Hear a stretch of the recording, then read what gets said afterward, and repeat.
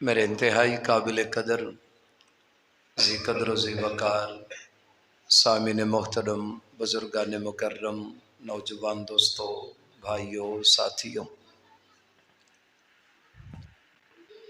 برادر محترم قاری محمد اظہار الحق صاحب دامت برکاتہم العالیہ،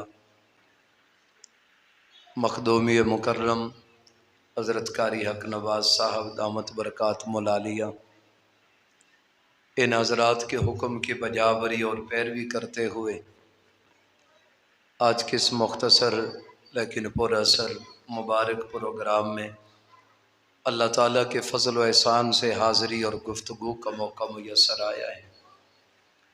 اللہ تبارک و تعالی ہم سب کی حاضری کو شرف قبولیت نصیب فرمائے۔ اللہ تعالیٰ اس ادارے کو دن دگنی رات چوگنی ترقی نصیب فرمائے، اور اس ادارے کے سرپرست اعلیٰ حضرت قاری حق نواز صاحب دامت برکاتہم العالیہ کو اللہ تعالیٰ صحت، ایمان، تندرستی والی لمبی عمر نصیب فرمائے۔ مجھ سے قبل آپ حضرات سے مخاطب تھے میرے مخدوم، میرے استاذ محترم، استاذ العلماء حضرت مولانا استاذ جی مفتی عبدالرزاق صاحب دامت برکاتہم العالیہ۔ حضرت استاذ جی دامت برکاتہم العالیہ کے پنجاب میں ادارے کا ابھی چند دن پہلے ایک مرکزی پروگرام ہوا ہے۔ میں اس پروگرام میں جب شرکت نہ کر سکا تو سچی بات یہ ہے کہ میں شرمندہ بھی تھا اور ڈرا ہوا بھی تھا۔ اسی ڈر کی وجہ سے ایک دو دفعہ استاد جی کی کال اٹھانے کی میں جرأت نہ کر سکا کہ اب میں کیسے استاد جی سے معذرت کروں، اور شرمندہ یوں تھا کہ سامنا کیسے کروں گا۔ چلو اس پروگرام کی برکت سے جو ہے حضرت استاد جی دامت برکاتہم العالیہ کی زیارت بھی ہو گئی اور شفقتیں بھی نصیب ہو گئیں۔ اللہ تعالی ہمارے ان پیارے اساتذہ کرام کی زندگیوں میں برکت نصیب فرمائے۔ اللہ ان کی محبتیں، ان کی شفقتیں اور ان کی سرپرستی ہمیں ساری زندگی کے لیے اخلاص کے ساتھ نصیب فرمائے۔ میرے برادر حضرت مولانا مفتی سجاد صاحب دامت برکاتہم العالیہ، برادرم حضرت قاری منیر احمد صدیقی صاحب دامت برکاتہم العالیہ، علماء کرام تشریف فرما ہیں۔ چند گزارشات معروضات اس پروگرام کے مناسبت سے آپ حضرات کے سامنے عرض کرنی ہے۔ میرے محترم دوستو، اس ساری کے ساری کائنات کے خالق، مالک، رازق، مشکل کشا، حاجت روا، اس کائنات کو پیدا کرنے والی ایک اللہ رب العزت کی وحدہ لا شریک ذات ہے۔ اللہ تعالیٰ نے اس ساری کائنات کو بغیر کسی کی شراکت کے اور بغیر کسی کی مدد کے اپنی قدرت کاملہ کے ساتھ پیدا فرمایا۔ اس ساری کائنات کے نظام کو اللہ تبارک و تعالی نے بغیر کسی کی شراکت اور بغیر کسی کی مدد کے اپنی قدرت کاملہ کے ساتھ نظام کائنات کو چلایا، اور ہمیشہ یہ کائنات کا نظام اللہ تبارک و تعالی بغیر کسی کی شراکت اور مدد کے اپنی قدرت کاملہ کے ساتھ چلائیں گے۔ اللہ تعالیٰ نے اس کائنات میں کم و بیش 21,000 مخلوق کو پیدا فرمایا، اور اس 21,000 خلقت میں، مخلوق میں سب سے اشرف، سب سے اعلیٰ، سب سے احسن، سب سے اجمل، سب سے افضل جس مخلوق کو پیدا فرمایا اس مخلوق کو انسان کہتے ہیں۔ ہم بحیثیت انسان ہونے کے زندگی کے شب و روز، ماہ و سال میں जितने भी काम करते हैं हमारे तमाम के तमाम काम करने में हमारा कोई ना कोई मकसद ज़रूर होता है। हम कोई चीज़ बनाते हैं तो बनाने में मकसद है, गिराते हैं तो गिराने में मकसद है, अगर ख़रीदते हैं तो ख़रीदने में मकसद है, बेचते हैं तो फ़रोख्त करने में मकसद है। ज़िंदगी के माह साल और शब रोज़ के हर काम में हमारा कोई ना कोई मकसद ज़रूर होता है। जब बहैसियत एक इंसान और बहैसियत एक आम फर्द होने के हमारा ज़िंदगी का कोई काम बगैर किसी मकसद के नहीं होता, या किसी चीज़ को हम बगैर किसी मकसद के लेते, बेचते, बनाते, गिराते, ख़रीदते नहीं हैं। तो अल्लाह ताला ने जो इतनी बड़ी कायनात को पैदा फरमाया, ताहतु सरा से लेकर अर्श मुअल्ला तक, शर्क से लेकर गरब तक, शुमाल से लेकर जनूब तक, ये सारी की सारी कायनात जिसको अल्लाह ने पैदा किया, तो बिल ईमान और बिल यकीन ये कह सकते हैं कि अल्लाह ताला ने इस कायनात और कायनात के चप्पे चप्पे को, कायनात के फ़र्द फ़र्द को अल्लाह ताला ने बग़ैर किसी मकसद के पैदा नहीं फरमाया, बल्कि मेरे अल्लाह का इस कायनात को पैदा करने का कोई ना कोई मकसद ज़रूर है। अब वो मकसद क्या है? अल्लाह ने किस मकसद के लिए कायनात को पैदा फरमाया, अल्लाह ने किस मकसद के लिए कायनात को वजूद अता फरमाया, अल्लाह ने किस मकसद के लिए इस कायनात को वजूद अता फरमाया। अगर हम कुरान और हदीस मुबारिका का मुतालिया करें कि अल्लाह ने किन मकासिद के लिए इस कायनात को पैदा फरमाया, तो कुरान और हदीस के मुतालिया से, कुरान और हदीस को पढ़ने से हमें ये पता चलता है कि अल्लाह ने इस कायनात को दो मकासिद के लिए पैदा फरमाया। अल्लाह ताला के इस कायनात को पैदा करने के मकासिद, मेन मकासिद, बड़े मकासिद दो हैं। अब वो मकासिद कौन से हैं? एक मकसद का जिक्र अल्लाह ने अपने कुरान में फरमाया और दूसरे मकसद का जिक्र आमना के लाल जनाब सैयदना मुहम्मदुर रसूलुल्लाह सल्लल्लाहु ताला अलैहि वसल्लम ने अपने मुबारक आलिशान हदीस मुबारका में इरशाद फरमाया। अल्लाह ने कायनात को दो मकासिद के लिए पैदा किया। एक मकसद का जिक्र कलामुल्लाह में है और दूसरे मकसद का जिक्र फरमाने रसूलुल्लाह में है। अल्लाह ने कायनात को दो मकासिद के लिए पैदा फरमाया। एक मकसद खुदा ने बता दिया और दूसरा मकसद मोहम्मद मुस्तफ़ा ने बता दिया।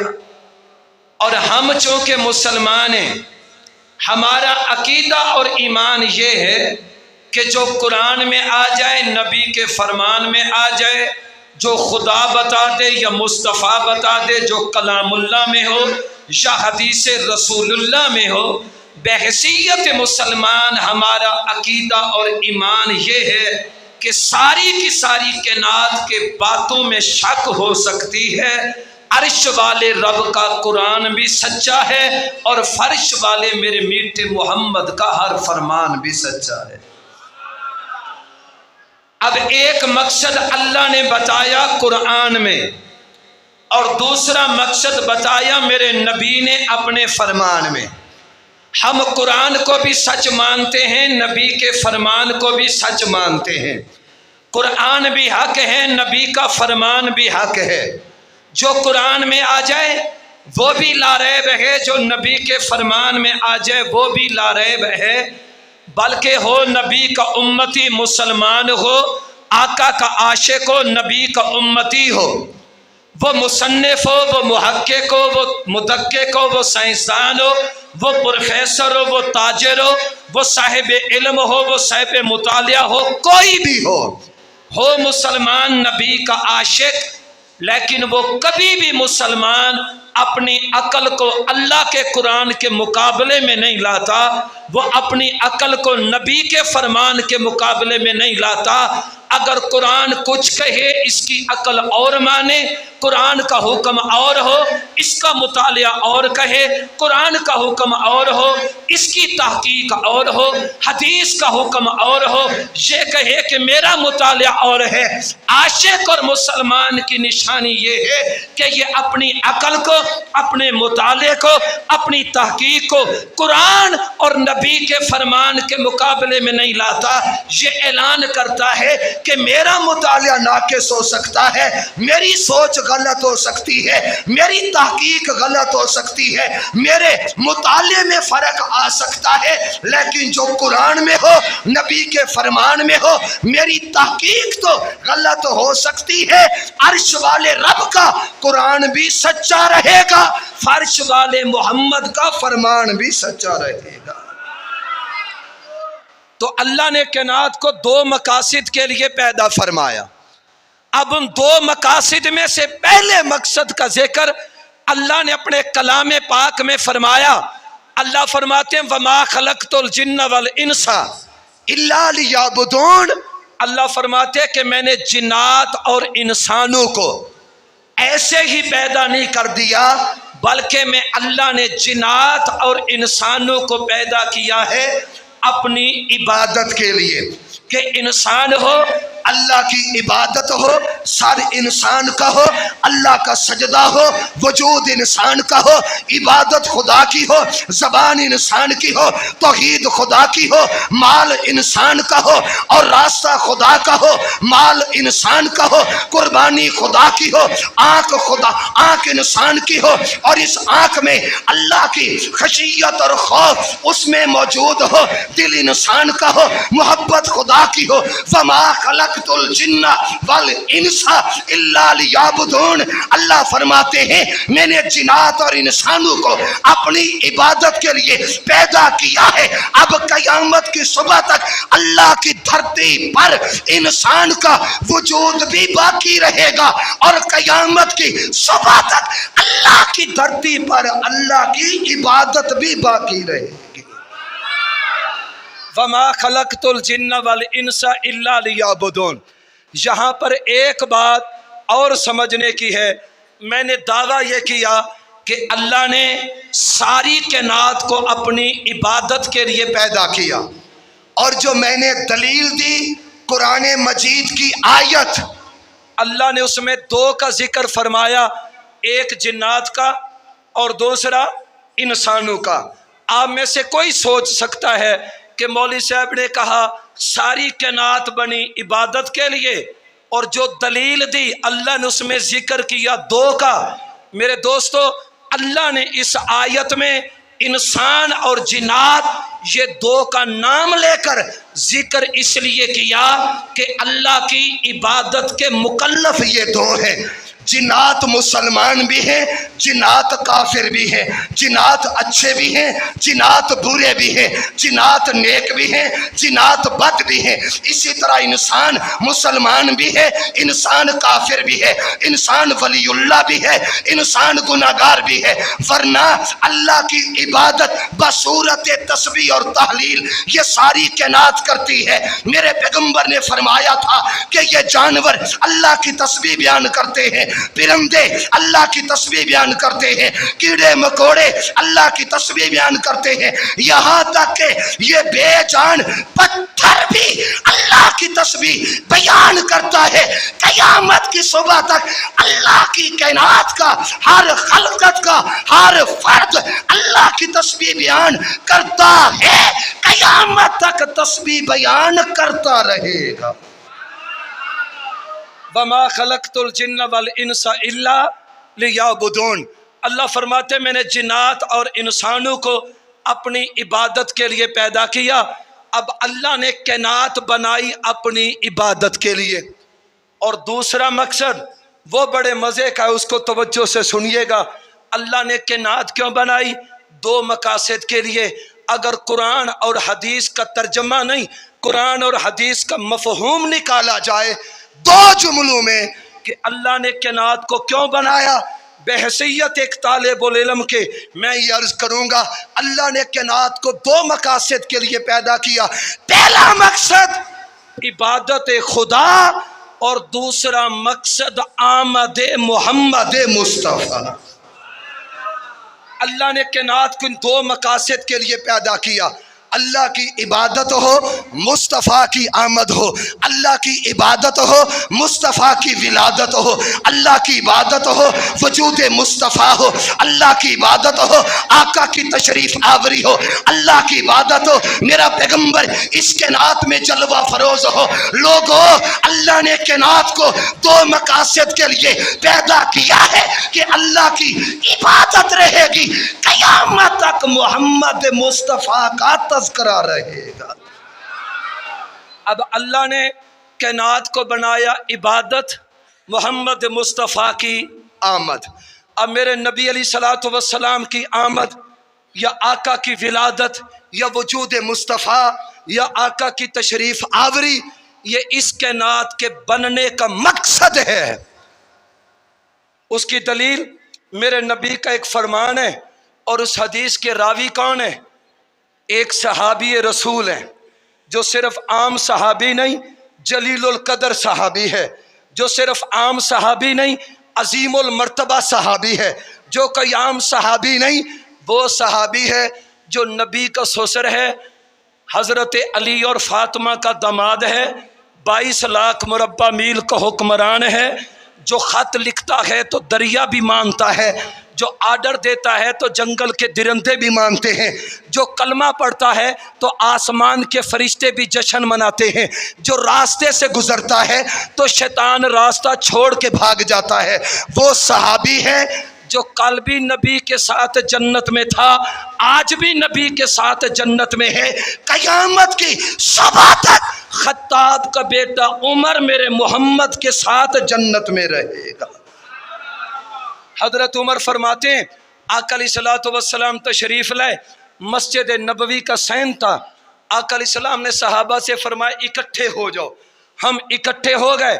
आका उठे, मिंबर पे तशरीफ ले गए और आका अलैहिस्सलाम ने एक लंबी रिवायत, ये लंबा खुतबा इरशाद फरमाया।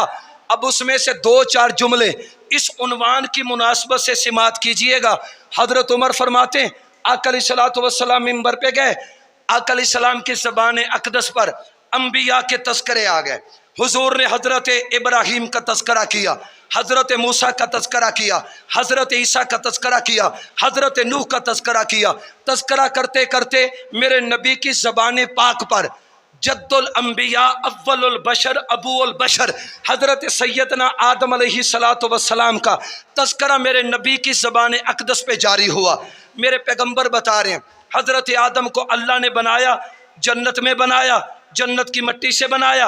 हज़रत आदम पैदा हुए, अल्लाह ने हज़रत आदम की दाएं साइड की पसली से एक औरत को पैदा किया, नाम हव्वा रखवाया। आदम और हज़रत अम्मा हव्वा का निकाह कराया और अल्लाह ने हज़रत आदम से फरमाया, आदम जी रब, ये जन्नत तेरी नेमतें तुम्हारी, खाओ पियो मज़े करो, लेकिन मैं अल्लाह तुम्हें रोक रहा हूँ। इस पूरी जन्नत की नेमतों में से ये एक दरख्त है, इसके करीब ना जाना, इसका फल ना खाना। इब्लीस आ गया, उसने हज़रत आदम अलैहिस्सलातु वस्सलाम से कहा, अगर जन्नत में हमेशा रहना चाहते हो ये फल खा लो। हज़रत आदम उसके बहकावे में ना आए। ये इब्लीस चला हज़रत अम्मा हवा के पास और जाकर कहने लगा, हवा आदम के साथ जन्नत में रहना चाहती हो? कहा जी रहना चाहती हूँ। जन्नत की नेमतें में रहना चाहती हो? जी रहना चाहती हूँ। अल्लाह की पाक जन्नत में हमेशा रहना चाहती हो? कहा जी रहना चाहती हूँ। तो इब्लीस ने कहा, ये दरख्त का फल है, खुद भी खाओ, हज़रत आदम को भी खिला दो, हमेशा के लिए जन्नत और नेमतों में रहोगे। मेरे नबी फरमाते हैं, अम्मा हवा चली, जाकर हज़रत आदम को फल पेश किया। हज़रत आदम ने वो फल खाया। जैसे ही वो थोड़ा सा फल खाया, वो फल खाया, अल्लाह हुए नाराज। हज़रत आदम और अम्मा हवा को अल्लाह ने ज़मीन पे उतार दिया। हज़रत आदम को उतारा श्रीलंका, अम्मा हवा को उतारा जद्दा सऊदीया, कहाँ श्रीलंका और कहाँ जद्दा, आपस में इतना गैप है, अल्लाह की धरती पर इंसानों का वजूद नहीं, अकेले हैं। हजरत आदम एशिया में है और हजरत अम्मा हवा ये सऊदीया जद्दा में है। अब जब हजरत आदम अल्लाह की जमीन पर आ गए, या बढ़ाओ ना या घटाओ ना, अब मैं दूर हुआ ना आपने बढ़ा दी, मैं करीब हुआ आपने कम कर दी ना, एक ही रख दो, अब इसको बढ़ाना ना, मैं यहाँ भी आ जाऊँ ना आपने कुछ नहीं करना, आप सुभान अल्लाह कह देंगे, जाकर सुभान अल्लाह कह देंगे। मेरे आका अलैहिस्सलातु वस्सलाम फरमाते, मेरे आका अलैहिस्सलातु वस्सलाम फरमाते, जब हजरत आदम जमीन पे उतरे, अब हजरत आदम थे श्रीलंका, हजरत अम्मा हवा थी जद्दा, जब हजरत आदम जमीन पर आ गए, अल्लाह को मनाना चाहा, अल्लाह को राजी करना चाहा, बाइख्तलाफ रिवाया 40 साल तक हजरत आदम अल्लाह के सामने तौबा करते रहे, कभी आंसू का वास्ता, कभी रोने का वास्ता, कभी इबादत का वास्ता, कभी रियासत का वास्ता, कभी रुकू का वास्ता, कभी सजदे का वास्ता, रब्बा गलती हो गई माफ कर दे। लेकिन उस हाकिम हकीम अल्लाह ने अपनी हिकमत के तहत अभी तौबा कबूल नहीं की। मेरे पैगंबर फरमाते हैं, एक रात हजरत आदम अल्लाह के सामने बैठे और बैठकर दुआ करते करते एक जुमला इरशाद फरमाया, वो जुमला सुनिएगा। हजरत आदम अल्लाह से कहने लगे, करीम अल्लाह गलती हो गई, 40 साल गुजर गए, मैं रोता रहा, तौबा करता रहा, माफी मांगता रहा, लेकिन आय अल्लाह तूने मेरी तौबा कबूल न की। आज मैं आदम तेरे सामने दुआ एक और अंदाज से करना चाहता हूँ। वो अंदाज क्या है? हजरत आदम के अल्फाज ये थे, या रब अस्अलुका बिहक्की मोहम्मद, या रब अस्अलुका बिहक्की मोहम्मद। करीम अल्लाह आज आंसुओं का वास्ता नहीं, रोने का वास्ता नहीं, रखो का वास्ता नहीं, सजदे का वास्ता नहीं, बल्कि अस्अलुका बिहक्की मोहम्मद, मैं तुझसे मोहम्मद मुस्तफ़ा के वसीले के तुफैल माफी मांगता हूँ। अल्लाह मोहम्मद के सदके मेरी तौबा को कबूल फरमा। अल्लाह मोहम्मद मुस्तफ़ा के सदके मेरी तौबा को कबूल फरमा। या रब अस्अलुका बिहक्की मोहम्मद, अल्लाह उस मोहम्मद मुस्तफ़ा का वास्ता मेरी तौबा कबूल कर। अब मेरे दोस्तों पूरी तवज्जो करना, जब अल्लाह के सामने हजरत आदम ने मेरे नबी का वास्ता वसीला पेश किया, अल्लाह ने फरमाया, आदम तेरी तौबा कबूल, आदम तेरी माफ़ी कबूल, आदम तेरी ख़ता माफ़। लेकिन मैं अल्लाह तुझसे एक सवाल करता हूँ, आदम मेरे सवाल का जवाब दे। अब वो सवाल सुनिएगा। अल्लाह फरमाने लगे, फ़क़ाल अल्लाहु या आदम कैफ़ अरफ़्ता मुहम्मदन वलम अख़लुक़हु, कैफ़ अरफ़्ता मुहम्मदन, ऐ आदम तूने जिस मोहम्मद का वास्ता और वसीला मुझे दिया और मैंने तुझे माफ किया, तेरी खता तो माफ, लेकिन आदम ये बता कैफ़ा अरफ़्ता मुहम्मदा, तूने मेरे मोहम्मद को कैसे पहचान लिया?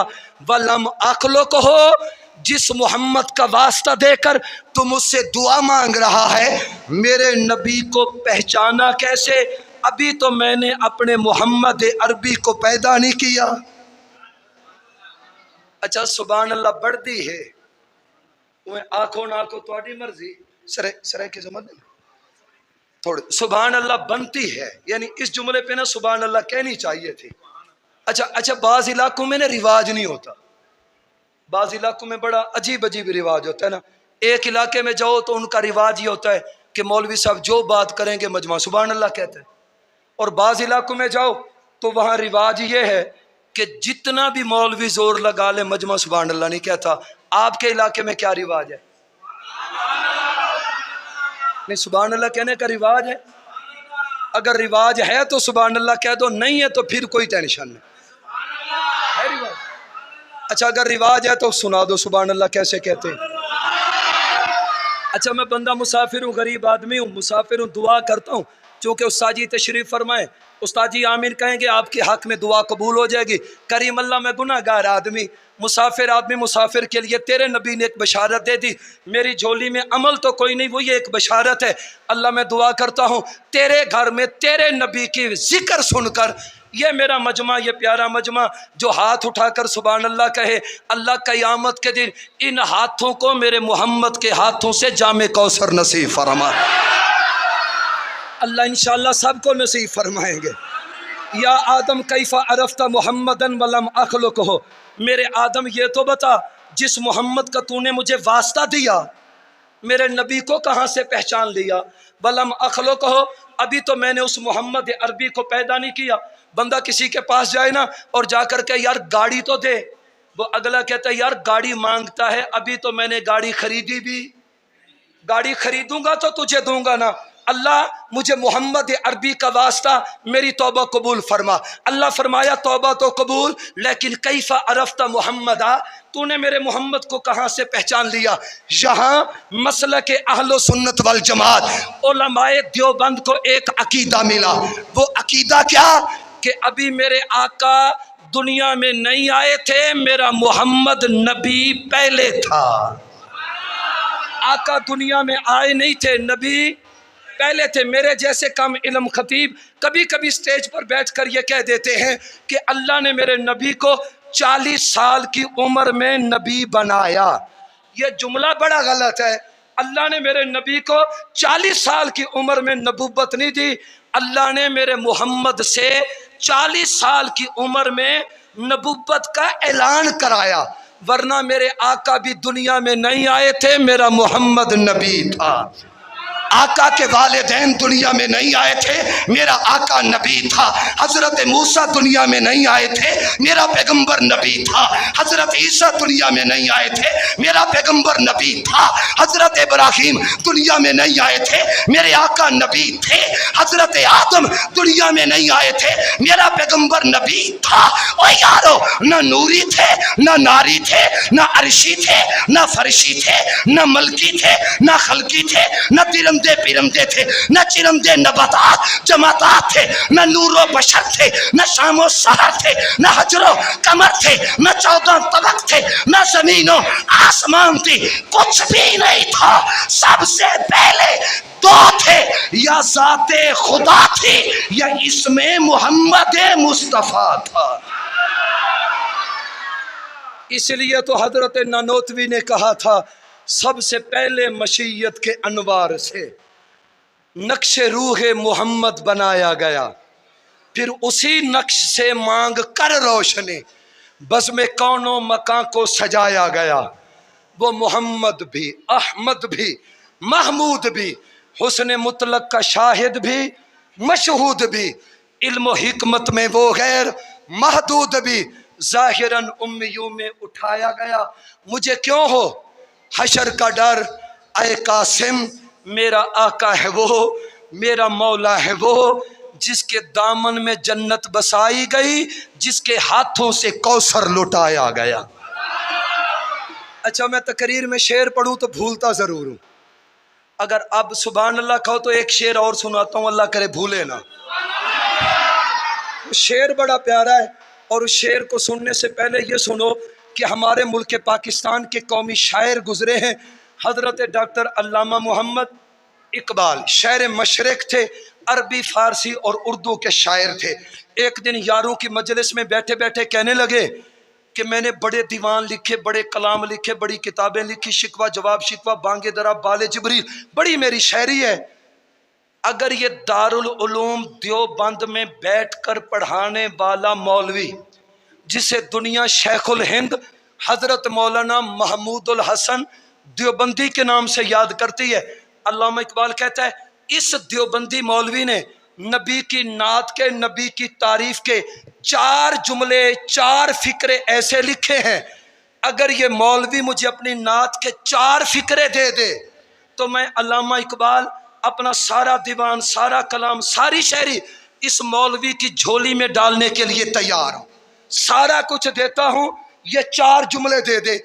दोस्त बैठे थे, एक बंदा कहने लगा अल्लामा इकबाल تو اتنا بڑا شاعر، وہ مسجد دا ملا، تو اتنا بڑا شاعر، وہ مدرسے میں پڑھانے والا ایک غریب سا بندہ، اس کو جانتا کوئی نہیں، اور تیری اتنی بڑی شاعری، کیا ہوا؟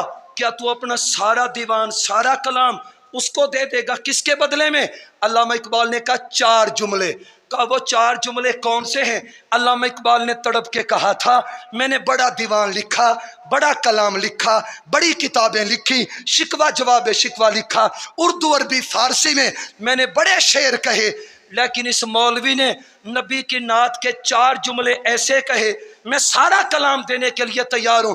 پوچھا وہ 4 جملے کون سے ہیں؟ تو علامہ اقبال نے کہا تھا، دیوبند کے بیٹے نے قلم اٹھائی اور نبی کی نعت میں، نبی کی شان میں جملے کہے، اے جنت،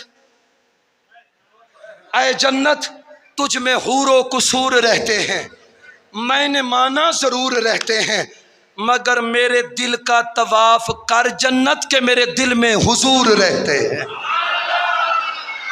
اے جنت، تجھ میں حور و قصور رہتے ہیں، میں نے مانا ضرور رہتے ہیں، مگر میرے دل کا طواف کر جنت کے میرے دل میں حضور رہتے ہیں۔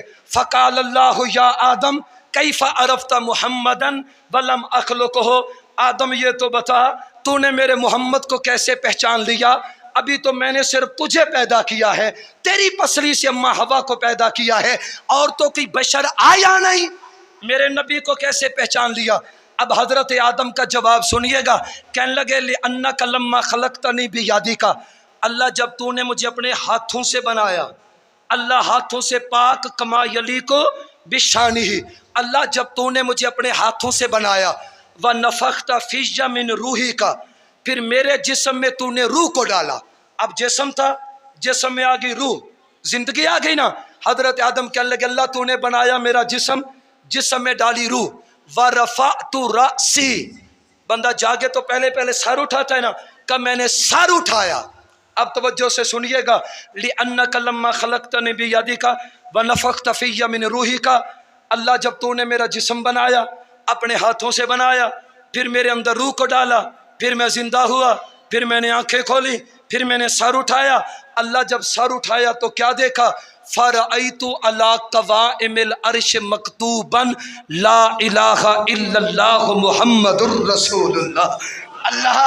اللہ جب میں نے سر اٹھایا، میری پہلی نظر تیرے عرش کی تختی پہ پڑی کہ تیرے عرش کی تختی پہ لکھا ہوا تھا لا الہ الا اللہ محمد الرسول اللہ۔ میرے اللہ جب میں نے سب سے پہلے تیرے عرش کی تختی پہ لکھا ہوا تیرے نام کے ساتھ محمد کا نام دیکھا تو میں سمجھ گیا کہ میرے پیدا کرنے سے بھی پہلے اللہ نے جس ہستی کا نام اپنے نام کے ساتھ اپنے عرش کی مقدس تختی پہ لکھوا رکھا ہے، اللہ میں سمجھ گیا تھا کہ میرے اللہ کو اس کائنات میں، اس دنیا میں، اس ساری خلقت میں سب سے زیادہ اگر کوئی ذات پیاری لگتی ہے تو محمد مصطفیٰ کی ذات ہے۔ احب الخلق الیک محمدا، اللہ میں سمجھ گیا تھا تجھے اپنی خلقت میں سب سے زیادہ اگر کوئی ذات محبوب ہے تو محمد مصطفیٰ کی ذات محبوب ہے۔ اگلی روایت پھر سنا تو یہاں پر ایک توجہ اور کرنا، ایک اور روایت سنتے جانا، اور اس روایت کا راوی بڑا عجیب صحابی ہے، ایسا صحابی ہے جس کا نام سن کر پرائے تو پرائے رہ گئے، کئی اپنوں کے سینوں میں بھی مروڑ پڑتے ہیں، کئیوں کا اپنا بھی چہرہ بگڑ جاتا ہے۔ وہ صحابی کون ہے؟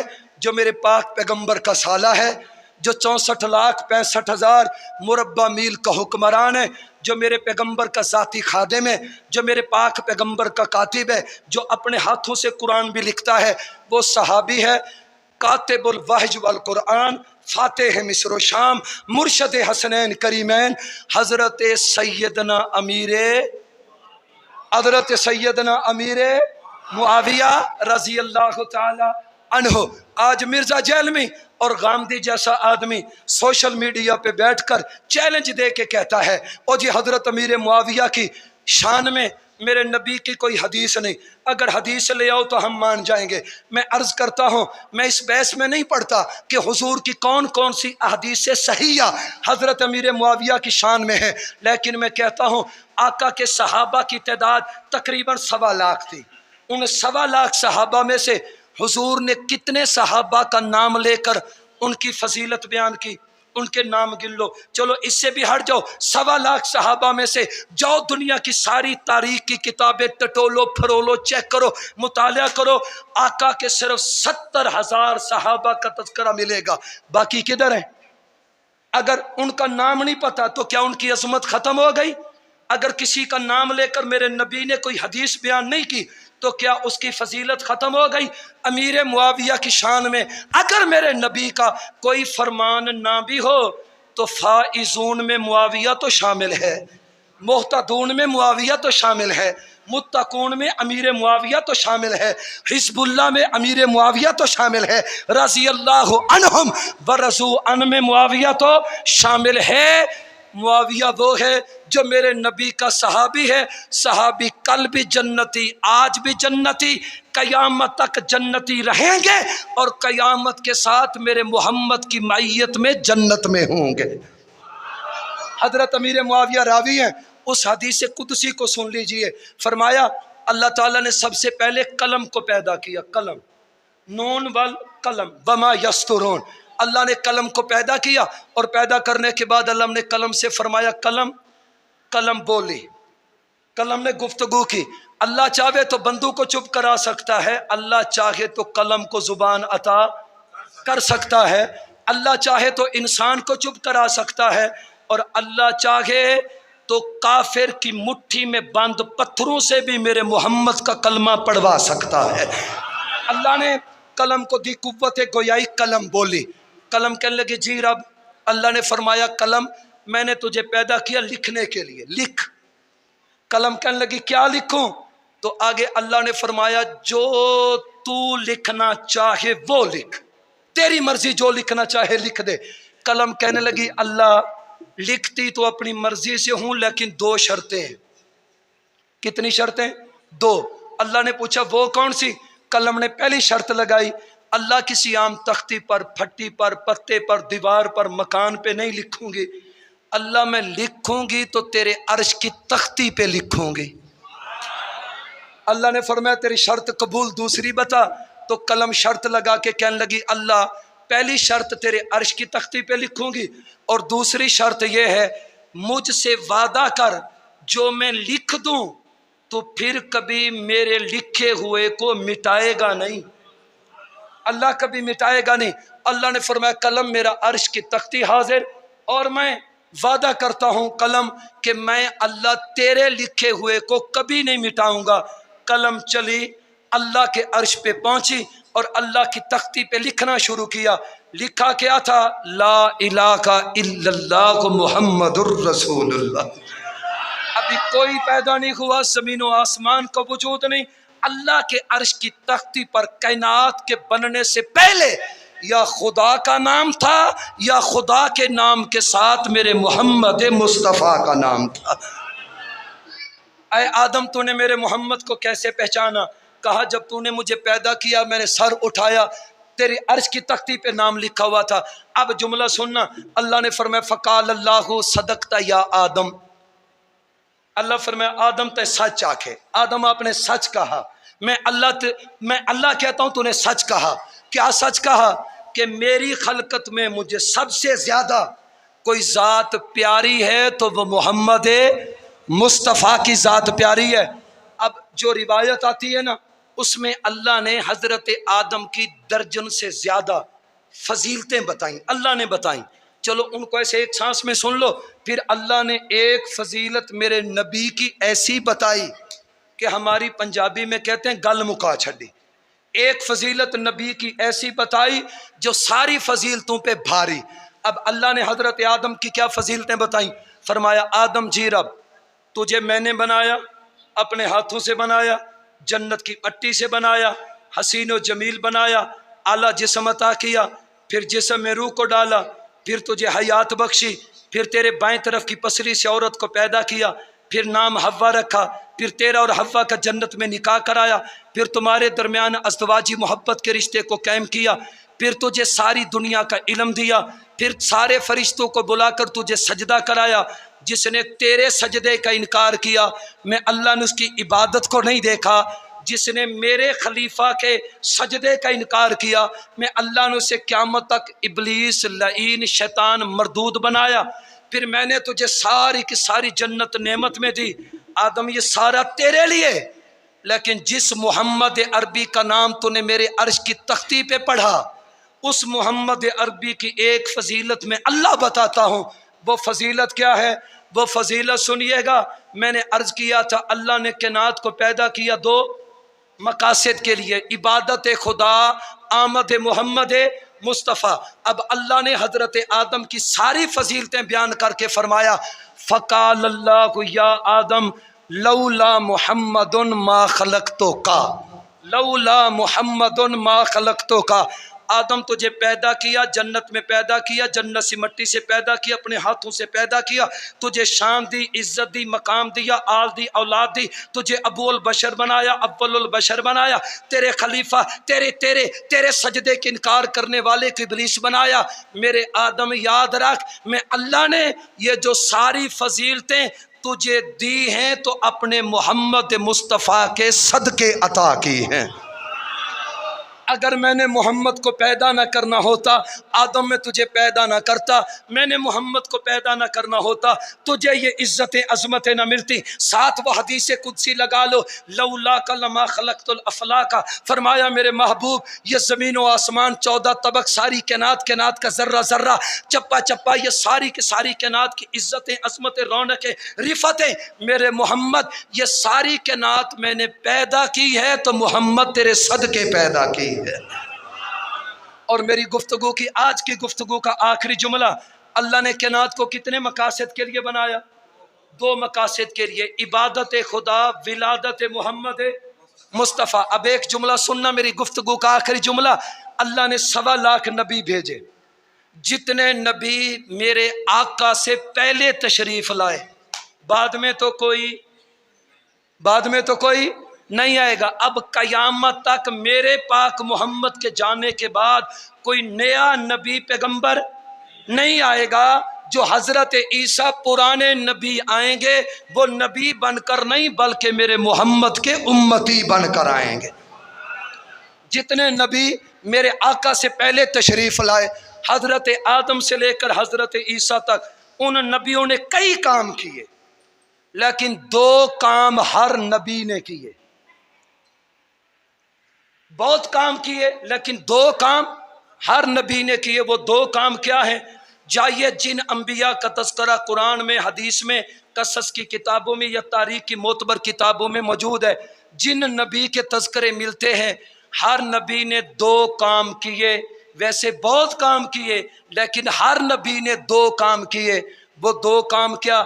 ہر نبی کی زبان پر عبادت خدا کا تذکرہ اور ہر نبی کی زبان پر آمد محمد مصطفیٰ کا تذکرہ۔ سیدنا آدم کی زبان پر عبادت خدا کا تذکرہ، نبی کی آمد کا تذکرہ۔ حضرت نوح کی زبان پر اللہ کی عبادت کا تذکرہ، نبی کی آمد کا تذکرہ۔ حضرت ابراہیم، یعقوب و یوسف کی زبان پر اللہ کی عبادت کا تذکرہ، نبی کی آمد کا تذکرہ۔ حضرت موسیٰ عیسیٰ کی زبان پر اللہ کی عبادت کا تذکرہ اور میرے نبی کی آمد کا تذکرہ۔ اللہ نے ہر نبی سے جتنے کام لیے 2 کام ہر نبی سے لیے۔